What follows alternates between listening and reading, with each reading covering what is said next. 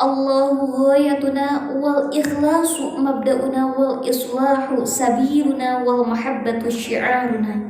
Nu'ahidullah ala sidqi wal ikhlasi wal yaqini. Amma ba'du. Sahabat pilih, santriwati yang dicintai karena Allah. Alhamdulillah sekarang kita sudah memasuki hadis ke-8. Dihadirkan hatinya, bismillahirrahmanirrahim, hadirkan hatinya. Hari ini kita akan menambah wawasan untuk menuntut ilmu. Hari ini kita akan berusaha untuk menjadi seorang muslimah yang bertakwa kepada Allah. Hadirkan hatinya bahwa suatu ketika kita akan menjadi seorang muslimah yang bermanfaat untuk umat. Hadirkan hatinya sahabat pilar, dan sebut nama Allah sebanyak-banyaknya di dalam hati kita. Sebut nama Allah dengan sangat lembut di dalam hati kita.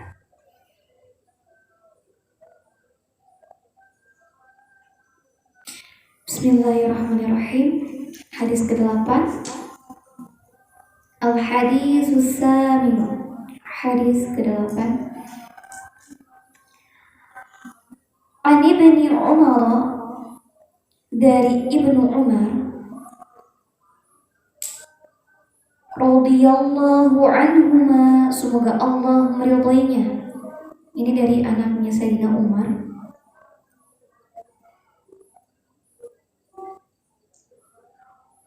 Radhiyallahu anhuma, semoga Allah meridhoinya.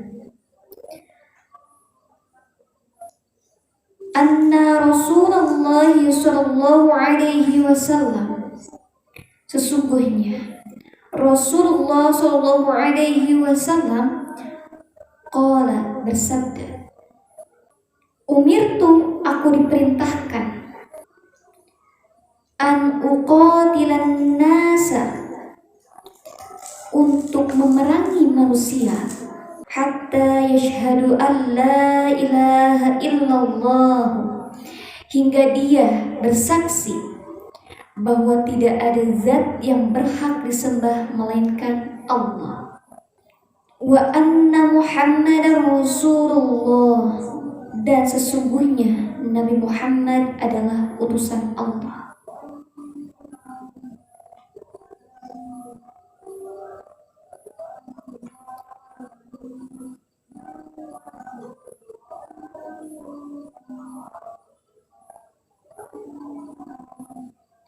Wa yuqimus sholata, dan mendirikan sholat. Wa yu'tuz zakata, dan membayar zakat. Fa idza fa'alu dzalika, jika mereka sudah melakukan hal tersebut, asamu minni, maka aman dariku, dima'ahum, darah mereka, wa amwalahum, dan harta mereka, illa bihaqqil islami, kecuali dengan hak Islam, wa hisabuhum, dan hisab mereka, Allah Ta'ala, kepada Allah Ta'ala. Rawahu Bukhari wa Muslim.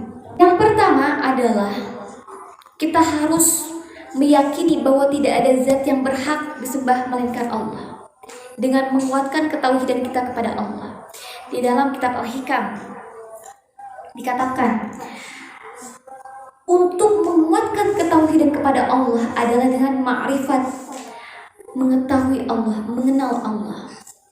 Dalam terminologi bahasa Arab, ma'rifat berasal dari akar kata arafa, yang berarti mengetahui atau mengenal Allah. Kita kuatkan dulu ketauhidan kita kepada Allah untuk meyakinkan bahwa tidak ada zat yang berhak disembah melainkan Allah.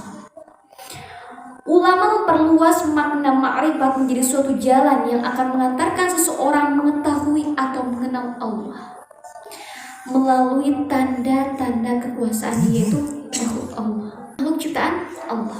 Kita udah belajar di dalam kitab Tijanul Daruri bahwa bukti adanya Allah, adanya ciptaan Allah. Wujudu hadhil makhluqati, adanya makhluk-makhluk. Wujudu hadhil makhluqati, adanya makhluk-makhluk ini, adanya makhluk-makhluk ciptaan Allah. Itu bukti adanya Allah, sahabat pilih. Jadi yang Ana rasakan ya sahabat pilih ya, ketika hati ini benar-benar terasa dekat dengan Allah, karena kan kalau namanya iman bisa naik bisa turun. Ketika lagi Yazid benar-benar kokoh keimanan kita kepada Allah, semua yang ada itu bisa kita tafakurin, mengambil hikmah segala apa yang kita lihat. Itu benar-benar rasanya tuh tenang ketika melihat langit, ketika melihat ciptaan Allah, apapun itu, mau lihat pohon itu rasanya masya Allah luar biasa sahabat. Kita dapat mengambil hikmah segala apa yang kita lihat ketika kita benar-benar keimanan kita sudah yazid dan kokoh. Tapi beda halnya ketika iman anak lagi flutur, lagi turun. Contohnya, anak kan suka jalan-jalan sama si Abi. Misalkan anak pergi nih ke hotel atau ke tempat-tempat indah, itu rasanya biasa aja ketika imannya lagi turun, biasa-biasa aja. Tapi beda halnya ketika imannya lagi yazid. Kalau imannya lagi yazid, mau lihat itu walaupun halnya buatan manusia, tapi anak meyakini bahwa ini adalah hakikatnya milik Allah. Diambil hikmah segala apa yang kita lihat. Masya Allah ya Rob, ini adalah atas kekuasaan, ini adalah atas kekuasaanmu dan atas kehendakmu dihayati semua yang apa yang kita lihat. Betapa besar perhatian penekanan ajaran Islam terhadap nilai-nilai kemakrifatan. Dalam hadis kursi Allah berfirman, aku ibarat harta yang terpendam, maka aku senang jika untuk dicari. Maka aku ciptakan makhluk untuk mengetahui aku. Dalam kitab Bihar Al-Anwar. Kita kuatkan dulu ketauhidannya kepada Allah. Menguatkan ketauhidan kepada Allah tadi apa? Dengan ma'rifat kepada Allah. Awal agama adalah mengenal Allah. Jadi kalau misalnya kita tidak mengenal Allah, sholatnya juga kita tidak khusyuk, karena kita tidak mengenal Allah. Hayati dan renungi segala apa yang kita lihat bahwa itu adalah atas kehendak Allah.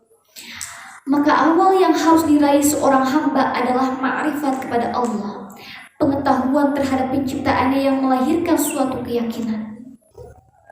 Orang yang ma'rifat kepada Allah akan mendapatkan karomah-karomah yang paling benar. Itu adalah ketika Allah menjadi satu-satunya yang paling kita cintai. Ustadz Asmad Ali Latif mengatakan, semoga Allah meridhoinya dan semoga Allah memuliakan beliau, amin ya Allah ya rabbal alamin. Beliau mengatakan, karomah itu bukan berarti bisa terbang. Karomah itu bukan berarti harus berjalan di atas air, tetapi karomah yang paling besar adalah ketika kita mencintai Allah, menjadikan Allah sebagai satu-satunya Tuhan yang kita cintai. Orang yang ma'rifat kepada Allah, hal tersebut akan mendapatkan rahasia-rahasia ketuhanan. Adapun cara memperhatikan tentang tanda-tanda kekuasaan Allah bukanlah sekedar dengan melihat secara lahirnya aja, yaitu yang sudah tadi Ana jelaskan ya. Oh ini teh gunung teh indah besar gitu, enggak secara lahiriahnya aja. Jadi biasa-biasa aja efeknya. Ketika kita datang ke sebuah tempat yang indah, jadi biasa aja lihatnya juga, nggak ada getaran hati ataupun apa. Ketika melihat laut, oh itu laut indah ya, cuma gitu doang.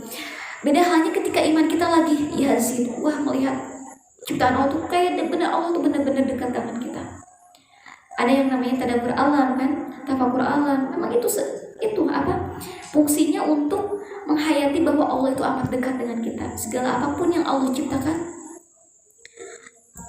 bisa kita hayati dan begitu banyak hikmah di dalamnya.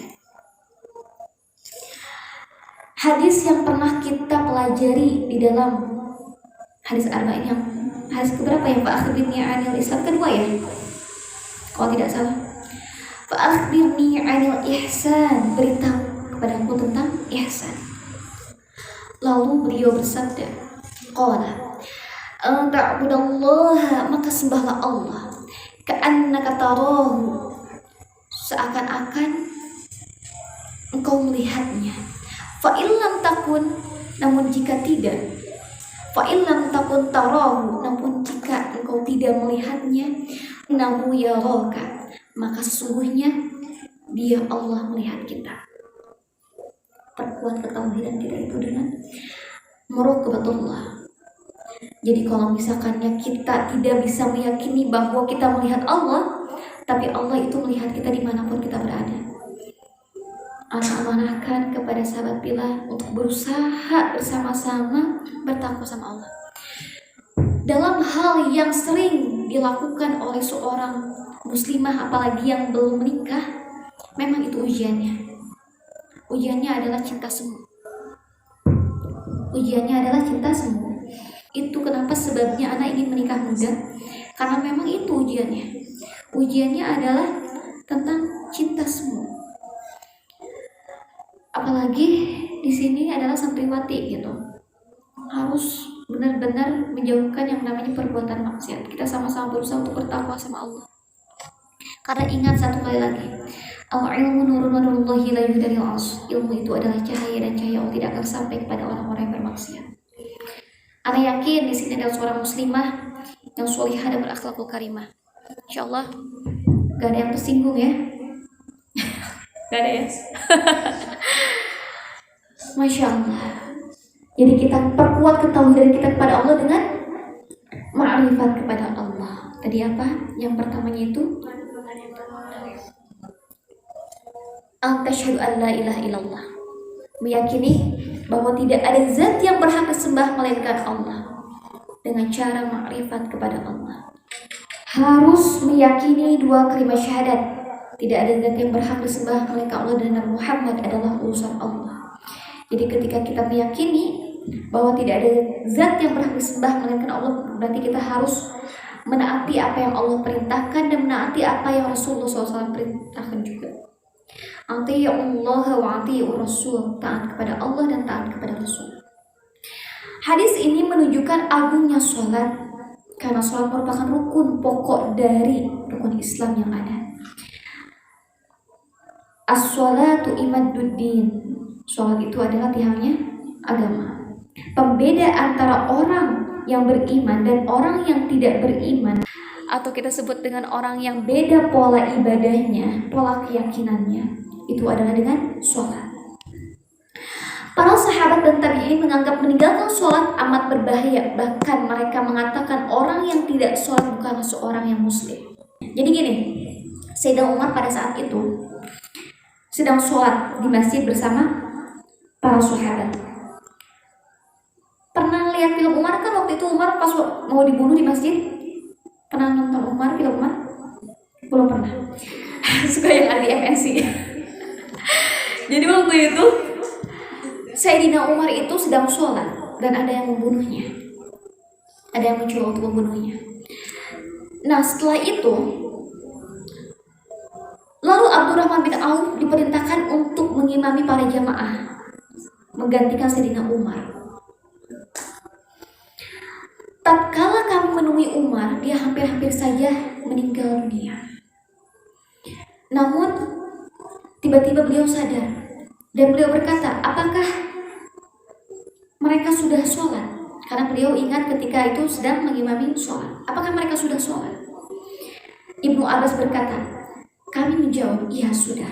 Lalu Umar mengatakan, la islama liman taraka sholah, la islama liman taraka sholah. Orang yang meninggalkan sholat bukanlah seorang yang muslim. Wala hazza fil islami liman taraka sholah. Tidak ada bagian dalam Islam bagi orang yang meninggalkan sholat. Lalu Umar meminta air wudhu dan beliau melaksanakan sholat. Ini pentingnya sholat. Jadi kalau misalkannya meninggalkan sholat, ini adalah salah satu pembeda antara orang yang beriman dan orang yang tidak beriman kepada Allah. Sholat itu penting banget ya. Dalam hadis ini disebut rukun Islam yang ketiga, yaitu mengucapkan dua kalimat syahadat. Betul ya, ada di dalam rukun Islam mendirikan sholat. Kita harus mendirikan sholat karena sholat itu adalah as-sholatu imaduddin, pondasinya agama. Kalau misalkannya kita sudah sering mendengarkan penjelasan ketika rumah gak ada pondasinya, maka runtuhlah rumah itu. Selanjutnya, oh iya tadi memerangi ya, bukan berarti kita harus memerangi orang non-muslim santriwati, enggak. Justru kita harus berbuat baik kepada non-muslim selama non-muslim itu tidak mengganggu ibadah kita. Kalau misalkan kita kafir zimmi ya. Kalau misalkan orang muslim itu tidak mengganggu ibadah kita, kita harus menjaga, memberikan keamanan untuk mereka, toleransi kepada mereka. Nabi Muhammad SAW mengatakan, umirtu, aku diperintahkan. Jadi beliau tidak mengucapkan subjeknya, siapa yang mengucapkannya, tetapi beliau mengatakan umirtu, aku diperintahkan. Berarti ya, ini adalah perintah dari Allah Subhanahu wa taala. Jihad dihukumi fardu kifayah, kadang dihukumi sebagai fardu ain. Namun tidak semua jihad itu dihukumi fardu ain. Allah Subhanahu wa taala berfirman di dalam surat At-Taubah ayat 122, A'udzu billahi minasyaitonir rajim. Wa ma kana al-mu'minuna liyanfiru kaffatan falawla nafara min kulli firqatin minhu ta'ifatun liyatafaqahu fid-din waliyunziru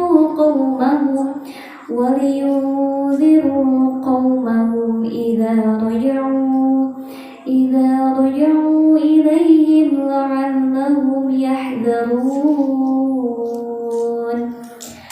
Tidak sepatutnya bagi mukminin itu pergi semuanya ke medan perang. Mengapa tidak mereka dari tiap-tiap golongan di antara mereka beberapa orang untuk memperdalam ilmu pengetahuan tentang agama dan untuk memberi peringatan kepada kaumnya apabila mereka telah kembali kepadanya, supaya mereka itu dapat menjaga dirinya. At-Taubah ayat 122. Tidak cukup seseorang beribadah kepada Allah semata sampai ia menafikan pula segala sesembahan selain Allah. Karena dalam kalimat la ilaha illallah terdapat nafi, penafian, dan itsbat, penetapan, yaitu menafikan segala sesembahan selain Allah. Kita udah jelasin kemarin yang ikut kajian sama anak sama ibu-ibu bahwa Tuhan itu bukan cuma Allah, tetapi harta kekayaan kita bisa menjadi Tuhan. Handphone kita, dompet kita, harta yang kita miliki itu dapat menjadi Tuhan. Jika kita benar-benar mencintainya, kita sampai kayak gimana gitu, bela-belain untuk mendapatkan harta, itu bisa menjadi Tuhan kita. Kita sunapikan bahwa la ilaha illallah, tidak ada zat yang berhak disembah melainkan Allah. Kita perkuat ketauhidan kita. Ya, memang sulit ya sahabat pilih ya. Nanya pasti kan kalau misalnya dompet kita hilang. Kemarin dompet anak hilang ya. Iya, qadarullah, masya Allah itu ujiannya ya, waktu bulan Januari sama Februari itu ujiannya luar biasa. Enggak ketemu. KTP-nya ada di situ. Semuanya hilang. Bikin lagi. Kenapa? Bikin lagi. Kayaknya bikin lagi sih, harus kan? Belum sih. Pokoknya itu nggak tahu di mana hilangnya, namanya hilang kan nggak tahu ya, nggak tahu di mananya. Allahu a'lam. Syahadat Muhammad adalah utusan Allah, punya konsekuensi seperti yang dikatakan oleh Syekh Muhammad bin Abdul Wahhab rahimahullah dalam kitabnya Salasatul Usul. Jadi ketika kita bersaksi bahwa tidak ada zat yang berhak disembah melainkan Allah dan Nabi Muhammad adalah utusan Allah, ta'atuhu fima amar, menaati perintahnya, yaitu perintah Nabi Muhammad SAW. Wa tasdiquhu fima akhbar, membenarkan setiap berita yang beliau ucapkan. Wajtinabu ma naha anhu wa zajar, menjauhi segala yang dilarang oleh Rasulullah. Wa ala yu'badallahu illa bima syar'a, menyembah Allah hanya boleh dengan syariat beliau Nabi Muhammad SAW. Hisab makhluk diserahkan kepada Allah. Tugas Rasulullah SAW hanya menyampaikan aja. Jadi kalau misalkannya Rasulullah SAW menyampaikan nih, Lalu hisabnya, penilaiannya, kita nggak bisa menilai manusia itu kayak gimana, itu diserahkan kepada Allah. Tidak bisa mengambil hukum dengan satu hadis nih. Kita kan tadi ada memerangi orang yang tidak beriman kepada Allah, memerangi orang yang tidak membayar zakat, memerangi orang yang tidak mendirikan sholat. Menafsirkan hadis, oh berarti yang enggak beriman sama Allah kita harus perangi. Karena hadis itu banyak sekali. Maksudnya adalah bahwa hadis ini mengatakan betapa pentingnya kita beriman sama Allah, betapa pentingnya kita mendirikan sholat dan membayar zakat, gitu maksudnya. Maka sempurnalah jika dia sudah meyakini syahadatain, melaksanakan amal badan yaitu sholat, selanjutnya melaksanakan amal harta yaitu sedekah dengan zakat. Darahnya harus terjaga, terlindungi, hartanya tidak boleh dirampas,